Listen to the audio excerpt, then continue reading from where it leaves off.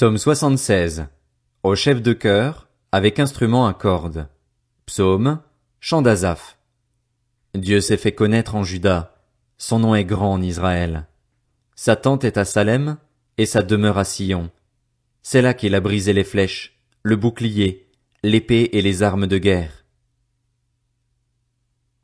Tu es plus majestueux, plus puissant que les montagnes riches en proie. Ils ont été dépouillés, ces héros pleins de courage, ils se sont endormis de leur dernier sommeil. Ils n'ont pas su se défendre, tous ces vaillants hommes. À ta menace, Dieu de Jacob, cavaliers et chevaux se sont figés. Toi, tu es redoutable. Qui peut te résister quand ta colère éclate? Du haut du ciel tu as proclamé ta sentence.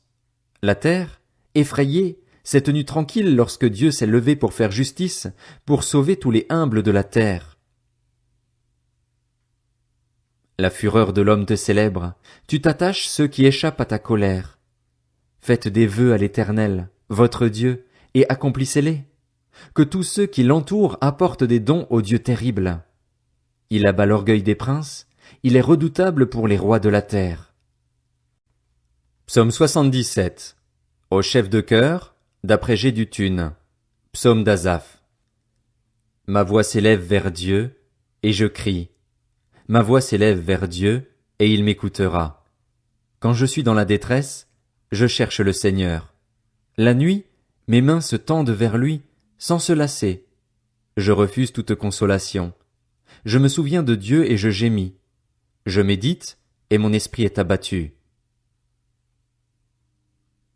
Tu tiens mes paupières ouvertes?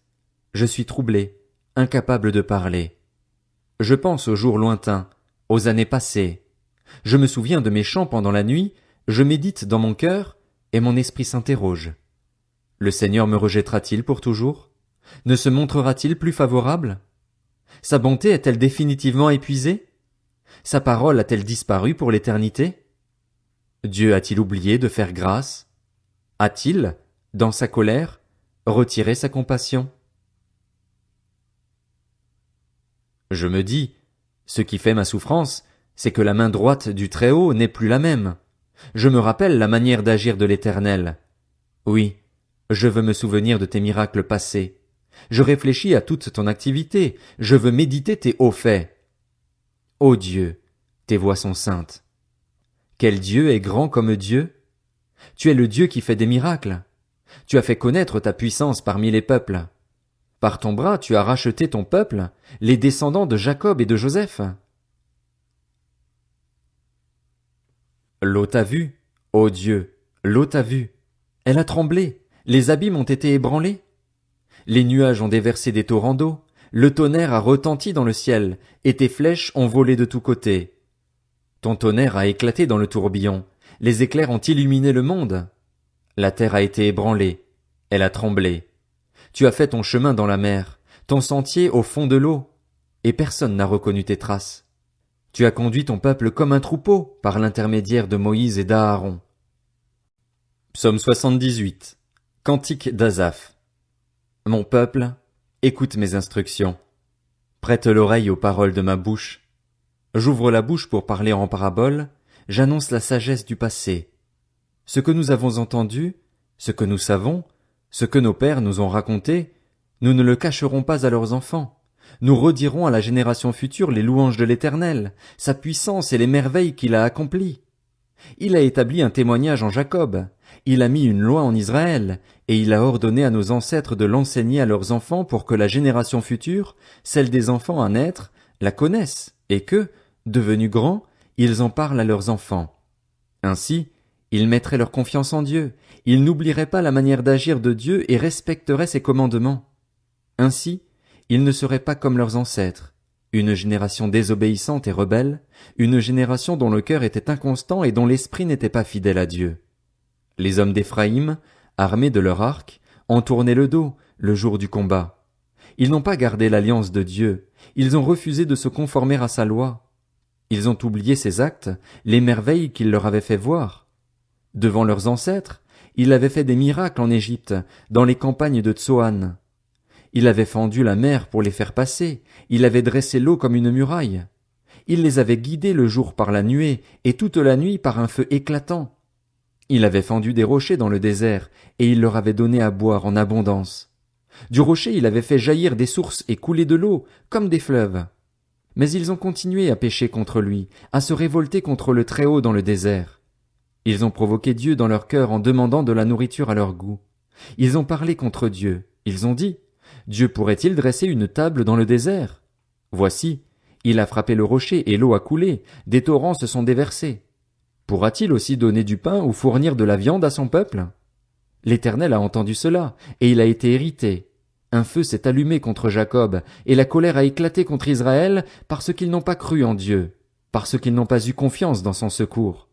Il a donné ses ordres aux nuages d'en haut, et il a ouvert les portes du ciel. Il a fait pleuvoir sur eux de la manne comme nourriture, il leur a donné le pain du ciel. Ils ont tous mangé ce pain des grands, il leur a envoyé de la nourriture à satiété. Il a fait souffler dans le ciel le vent d'est, et il a amené par sa puissance le vent du sud. Il a fait pleuvoir sur eux la viande comme de la poussière, et les oiseaux ailés comme le sable de la mer. Il les a fait tomber au milieu de leur camp, tout autour de leur tente. Ils ont mangé et ont été pleinement rassasiés. Dieu leur a donné ce qu'ils avaient désiré. Mais ils n'avaient pas encore assouvi leur désir, ils avaient encore la nourriture dans la bouche, quand la colère de Dieu a éclaté contre eux. Il a fait mourir les plus vigoureux, il a abattu les jeunes hommes d'Israël. Malgré tout cela, ils ont continué à pécher et n'ont pas cru à ses merveilles. Il a mis un terme à leurs jours d'un seul souffle, à leurs années par une fin soudaine. Quand il les frappait de mort, ils le cherchaient, ils revenaient à Dieu, ils se tournaient vers lui. Ils se souvenaient que Dieu était leur rocher, que le Dieu très haut était celui qui les rachetait. Cependant, ils le trompaient de la bouche, ils lui mentaient de la langue. Leur cœur ne lui était pas fermement attaché et il n'était pas fidèle à son alliance. Pourtant lui, dans sa compassion, il pardonne la faute et ne détruit pas, il retient souvent sa colère et ne s'abandonne pas à toute sa fureur. Il s'est souvenu qu'ils n'étaient que des créatures, un souffle qui s'en va et ne revient pas. Que de fois ils se sont révoltés contre lui dans le désert, que de fois ils l'ont irrité dans les lieux arides. Ainsi, ils ont recommencé à provoquer Dieu, à attrister le Saint d'Israël. Ils ne se sont pas souvenus de sa puissance, du jour où il les avait délivrés de l'ennemi, des miracles qu'il avait accomplis en Égypte et de ses prodiges dans les campagnes de Tsoan. Il avait changé leur fleuve en sang, et ils n'avaient pu en boire l'eau.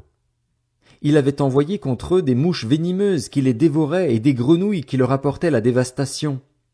Il avait livré leur récolte aux criquets, le produit de leur travail aux sauterelles. Il avait détruit leurs vignes par la grêle et leurs sycomores par la gelée. Il avait abandonné leur bétail à la grêle et leurs troupeaux à la foudre. Il avait lâché contre eux son ardente colère, la fureur, la rage et la détresse, une troupe d'anges de malheur. Il avait donné libre cours à sa colère, il ne les avait pas sauvés de la mort, il avait livré leur vie à la peste. Il avait frappé tous les premiers-nés de l'Égypte, ceux qui étaient les aînés des enfants sous les tentes de Cham. Il avait fait partir son peuple comme des brebis, il les avait conduits comme un troupeau dans le désert. Il les avait guidés en toute sécurité, pour qu'ils soient sans crainte, et la mer avait recouvert leurs ennemis. Il les avait amenés sur son saint territoire, jusqu'à la montagne que sa main droite avait conquise. Il avait chassé des nations devant eux, leur avait distribué le pays en héritage et avait fait habiter les tribus d'Israël dans les tentes de ses peuples. Mais ils ont provoqué le Dieu très haut et se sont révoltés contre lui, ils n'ont pas respecté ses instructions. Ils se sont éloignés et ont été infidèles comme leurs ancêtres, ils se sont retournés comme un arc trompeur.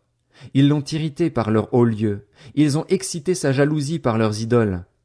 Dieu a entendu cela, et il a été irrité, il a durement rejeté Israël. Il a abandonné la demeure de Silo, la tente où il habitait parmi les hommes. Il a livré sa puissance à l'exil, et sa parure entre les mains de l'ennemi. Il a livré son peuple à l'épée, il s'est irrité contre son héritage. Le feu a dévoré ses jeunes gens, et ses vierges n'ont plus été célébrées. Ses prêtres sont tombés par l'épée, et ses veuves n'ont pas pleuré leur mort. Le Seigneur s'est éveillé comme un homme qui a dormi, comme un héros ragaillardi par le vin. Il a frappé ses adversaires et les a fait reculer, il les a couverts d'une honte éternelle. Il a rejeté la tente de Joseph, il n'a pas choisi la tribu d'Éphraïm, mais il a choisi la tribu de Juda, le mont Sion qu'il aimait. Il y a construit son sanctuaire, solide comme les hauteurs, comme la terre qu'il a établie pour toujours. Il a choisi David, son serviteur, et l'a fait sortir des bergeries. Il l'a pris derrière les brebis qui allaitaient pour faire de lui le berger de Jacob, son peuple, d'Israël, son héritage. David les a dirigés avec un cœur intègre et les a guidés avec des mains habiles.